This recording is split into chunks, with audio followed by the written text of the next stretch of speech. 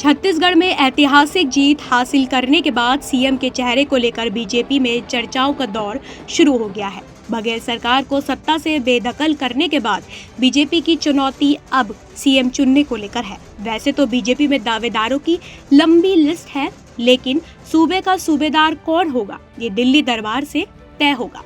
सियासी गलियारों में तैर रही खबरों के मुताबिक रमन सिंह से लेकर आदिवासी चेहरे के तौर पर उभरी रेणुका सिंह का नाम सुर्खियों में बना हुआ है। इन नामों के अलावा इस बात की संभावना जताई जा रही है कि पीएम किसी नए चेहरे पर दांव लगाकर सियासी तौर पर बड़ा मास्टर स्ट्रोक खेल सकती है। दरअसल राज्य की 54 विधानसभा सीटों पर चुनावी रण फतेह करने के बाद इस बात के कयास तेज हो गए हैं कि बीजेपी किसी सरप्राइजिंग नाम के साथ सबको चौंका सकती है। वो नाम किसी और का नहीं बल्कि कलेक्ट्रेट छोड़ सियासत में अपनी छाप छोड़ने वाले ओपी चौधरी का है। ओपी चौधरी गृह मंत्री अमित शाह के बेहद करीबी माने जाते हैं। उन्होंने छत्तीसगढ़ की रायगढ़ सीट कांग्रेस उम्मीदवार प्रकाश चक्रजीत नाइक को 64,000 वोटों के अंतर से हराया है। ऐसे में उनकी दावेदारी को लेकर चर्चाओं का दौर जो है वो लगा हुआ है। दरअसल ओपी चौधरी साल 2018 के विधानसभा चुनाव में रायगढ़ जिले की खरसिया सीट से चुनाव लड़े थे।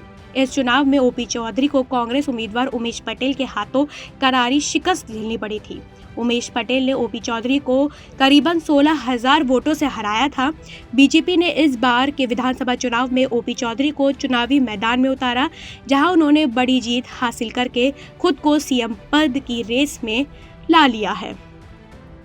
ओपी चौधरी को प्रधानमंत्री एक्सीलेंस अवार्ड से भी सम्मानित किया जा चुका है। दंतेवाड़ा का कलेक्टर रहने के दौरान उन्होंने नक्सल प्रभावित इलाके में शिक्षा को लेकर बेहद सराहनीय काम करते हुए चर्चाओं में आए थे। साल 2005 बैच के आईपीएस अफसर रहे ओपी चौधरी ने 13 साल तक प्रशासनिक सेवा में रहने के बाद इस्तीफा देते हुए बीजेपी का दामन थाम लिया। अब विधानसभा चुनावों में बड़ी जीत हासिल करने के बाद सीएम पद पर उनकी लॉटरी लग सकती है। ओपी चौधरी ओबीसी समाज से आते हैं। युवा होने के साथ उनका प्रशासनिक अनुभव बेहतर तरीके से सरकार चलाने में कारगर साबित हो सकता है।